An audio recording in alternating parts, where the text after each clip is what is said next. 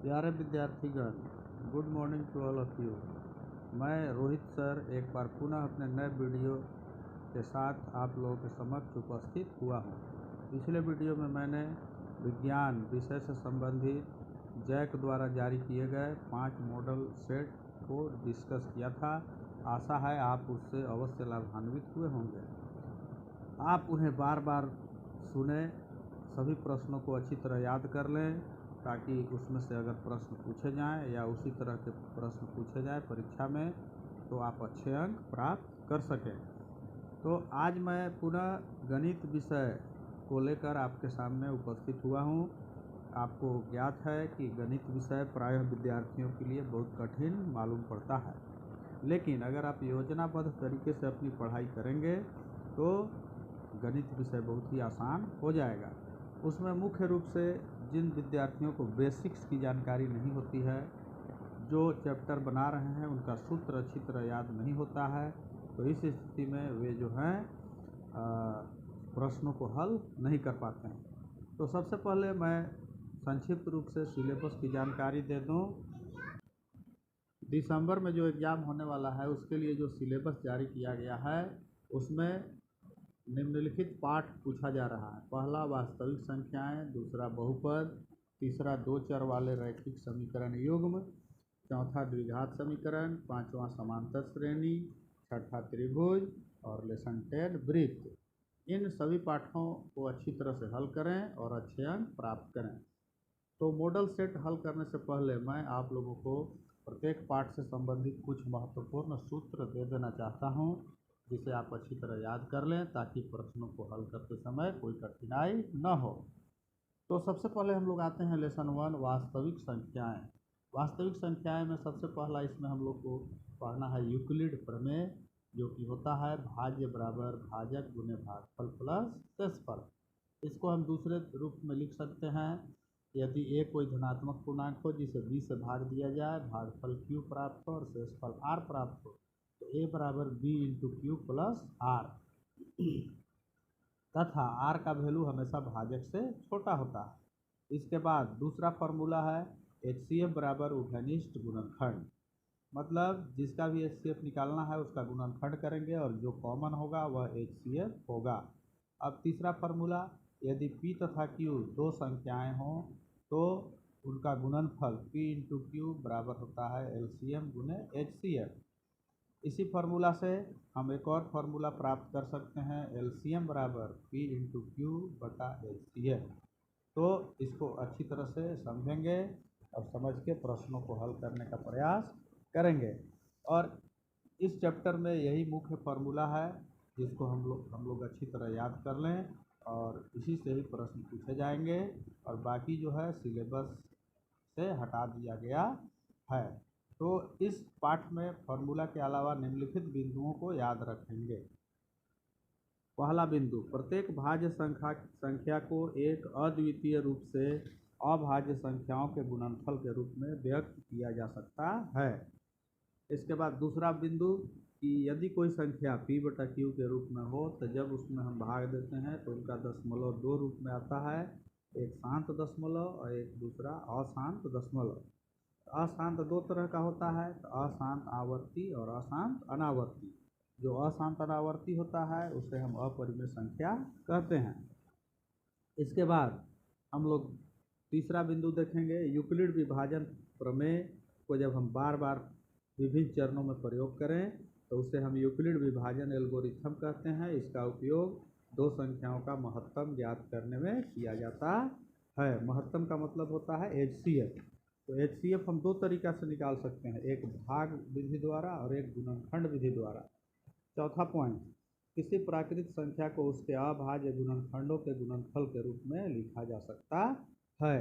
पांचवा पॉइंट, अभाज्य संख्या जैसे 2, 3, 7, 11, 23 इत्यादि अभाज्य संख्याएं हैं क्योंकि वे अपने आप को छोड़कर दूसरे से विभाजित नहीं होती हैं। अगला पॉइंट, प्रत्येक भाज्य संख्या को अभाज्य संख्याओं के घातों के गुणनफल के रूप में लिखा जा सकता है। अगला पॉइंट, अब किसी भाज्य संख्या का जो गुणनखंड होता है अभाज्य गुणनखंडों के आने वाले क्रम के बिना अद्वितीय होता है। मतलब यदि 6 का हम गुणनखंड करें तो 2 गुणे 3 होगा, तो उसको हम 3 गुणे 2 भी लिख सकते हैं। तो इन बिंदुओं को भी इसमें हमें याद रखना है। इसके बाद नेक्स्ट पॉइंट, दो संख्याओं का HCF उभयनिष्ठ अभाज्य गुणनखंड का सबसे छोटा घात का गुणनफल होता है। इसके बाद अगला पॉइंट याद रखेंगे, दो संख्याओं का LCM संख्याओं के अभाज्य गुणनखंड के बड़ी घात का गुणनफल होता है। इसके बाद अगला पॉइंट है कि यदि दो संख्या A और B हो तो इसका HCF गुणे LCM बराबर होगा A इंटू B, जिसको हम लोग शुरू में P और Q के रूप में देखे थे। इतना जानने के बाद हम लेसन 1 के सभी प्रश्नों को आसानी से हल कर सकते हैं। आइए अब हम लेसन 2 की ओर आते हैं। लेसन 2 जो बहुपद है, बहुपद का मतलब ये एक चर वाले पद होते हैं जिसमें चर का घात 1, 2, 3 इत्यादि होता है। यदि चर का घात 1 हो तो उसे रैखिक बहुपद कहते हैं, जैसे 2x + 4 एक रैखिक बहुपद है। यदि चर का घात 2 हो तो उसे द्विघात बहुपद कहते हैं, जैसे 2x² + 3x - 4 द्विघात बहुपद है। तो इसी तरीक़ा से घात जब 3 हो तो उसे त्रिघाती बहुपद कहते हैं। तो किसी बहुपद का जो सामान्य रूप होता है ax² + bx + c, यह बहुपद का सामान्य रूप है। और यदि ax² + bx + c बराबर 0 कहें तो इसको द्विघात समीकरण हम लोग कहते हैं। तो इसके बाद हम लोग जानेंगे बहुपद का शून्यक। बहुपद का शून्यक क्या है? तो किसी बहुपद को हल करने पर जो हमें चर का मान प्राप्त होता है उसे बहुपद का शून्यक कहते हैं। जैसे रैखिक बहुपद का 1 शून्यक होता है, द्विघात बहुपद का 2 शून्यक होता है, उसी तरह त्रिघात बहुपद का 3 शून्यक होता है। अब इसके बाद हम लोग जानेंगे शून्यक का ज्यामितीय अर्थ। शून्यक का ज्यामितीय अर्थ के लिए हम बहुपद का ग्राफ खींचते हैं। यदि कोई बहुपद y = bx के रूप में हो तो यदि उसका ग्राफ खींचा जाए तो वह x अक्ष पर जितनी बार काटेगा, जितने जगह पर काटेगा, उसके शून्यकों की संख्या उतनी ही होगी। तो इसके आधार पर एक अंक के प्रश्न इसमें से पूछे जाते हैं जिसको हम आसानी से हल कर सकते हैं। अब इसके बाद आगे जाएंगे। द्विघात बहुपद का सामान्य रूप ax² + bx + c होता है। अब इसके दो शून्यक होते हैं, अल्फा तथा बीटा। इसमें अगला फॉर्मूला है शून्यकों का योग अल्फा + बीटा = -b/a। इसके बाद शून्यकों का गुणनफल अल्फा × बीटा = c/a। यदि अल्फा तथा बीटा द्विघात बहुपद के शून्यक हों तो इस स्थिति में बहुपद बराबर होता है x² - alpha + beta x + alpha × beta. तो यह जो है बहुपद का जो फॉर्मूला है ये विभाजन एल्गोरिथम जैसे संख्या के लिए लागू होता है, तो चर के लिए भी यह लागू होता है। अब हम इसके आगे बढ़ते हैं। तो जैसे उदाहरण के रूप में हम देखें, यदि कोई बहुपद px, qx, rx इत्यादि के रूप में हो तो इस स्थिति में यहाँ पर भी भाज्य बराबर भाज्य गुना भागफल प्लस शेषफल का फॉर्मूला लागू होता है। तो इसमें होगा px को अगर हम भाग दें qx से, भागफल आया gx और शेषफल आया rx। इसको विभाजन एल्गोरिथम हम लोग कहते हैं, px = qx × gx + rx। तो इस तरीक़ा से बहुपद के प्रश्नों को हम आसानी से हल कर सकते हैं। इसमें बहुपद को हल करने के लिए गुणनखंड विधि का हम लोग प्रयोग करते हैं, और इसमें जो विभाजन है तो विभाजन करते समय या हल करते समय चिन्ह का गुणा पर विशेष ध्यान देते हैं। आइए इसके बाद हम लोग आते हैं लेसन 3 की ओर, दो चर वाले रैखिक समीकरण युग्म। इस पाठ में हम लोग दो चर वाले रैखिक समीकरण के बारे में पढ़ेंगे। दो चर वाले समीकरण मतलब जिसमें दो चर होता है, जैसे x y रहेगा या a और b भी रह सकता है। तो इस तरीक़ा का जो समीकरण है उसको दो चर वाले रैखिक समीकरण कहते हैं। दो चर वाले रैखिक समीकरण का अपरिमित रूप से अनेक हल होता है। जैसे अगर एक दो चर वाला समीकरण दिया हुआ है तो x का जो हम मान रखेंगे, रखते जाएंगे x का मान, y का आते जाएगा। इस प्रकार उसका अनेक हल होता है। तो यहाँ इस पाठ में हम लोग दो चर वाले रैखिक समीकरण युग्म को हल करना सीखेंगे। हम देखेंगे कि दो चर वाले रैखिक समीकरण के दो रूप होते हैं।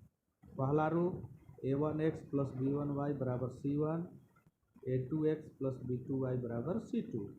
दूसरा रूप a1x plus b1y plus c1 बराबर 0 और a2x plus b2y plus c2 बराबर 0। तो ये दो रूप होता है, दोनों रूप हम अच्छी तरह से याद रखेंगे। इसके बाद इसमें जो महत्वपूर्ण फॉर्मूला है वह है पहला, यदि a1/a2 not equal to b1/b2 तो समीकरण का अद्वितीय हल होगा। यदि a1/a2 बराबर b1/b2 बराबर c1/c2 तो समीकरण का अनंत हल होगा। और यदि a1/a2 बराबर b1/b2 not equal to c1/c2 तो समीकरण का कोई हल नहीं होगा। जब अद्वितीय हल होगा तो उसका ग्राफ प्रतिच्छेदी रेखा होगा, अनंत हल होगा तो ग्राफ समपाती होगा, और अगर कोई हल नहीं होगा तो ग्राफ समांतर होगा। तो इसके आधार पर हम विभिन्न प्रश्नों को आसानी से हल कर सकते हैं और उसकी प्रकृति को भी हम ज्ञात कर सकते हैं।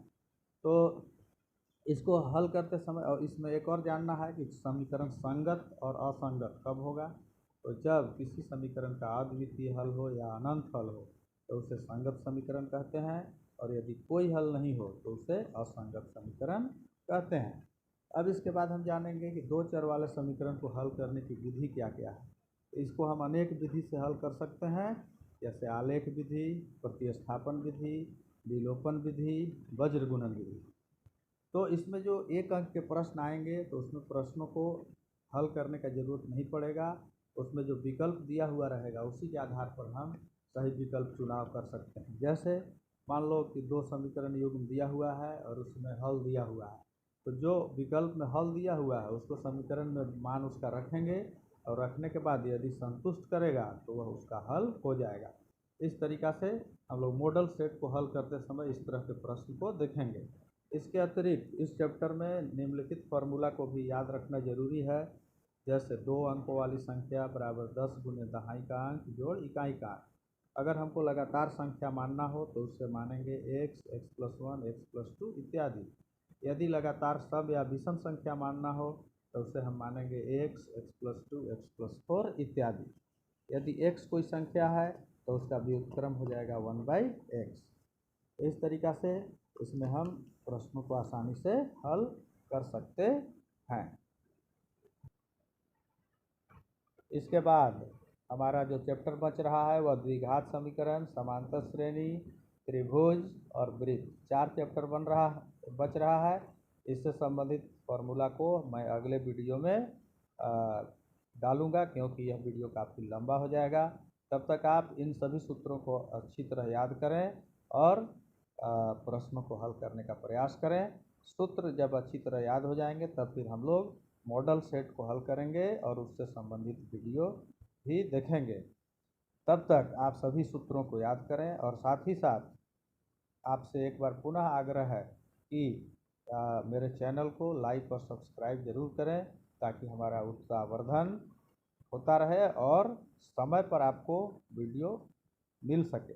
जैसे कि यदि आप सब्सक्राइब नहीं करेंगे तो मैं कोई वीडियो डालूंगा तो उसकी जानकारी आपको नहीं हो पाएगी, और सब्सक्राइब कर देंगे तो ज्यों ही मैं वीडियो अपलोड करूंगा उसकी सूचना आपको पहुंच जाएगी, और उसको आप आसानी से देख सकते हैं और समय पर तैयारी कर सकते हैं। धन्यवाद।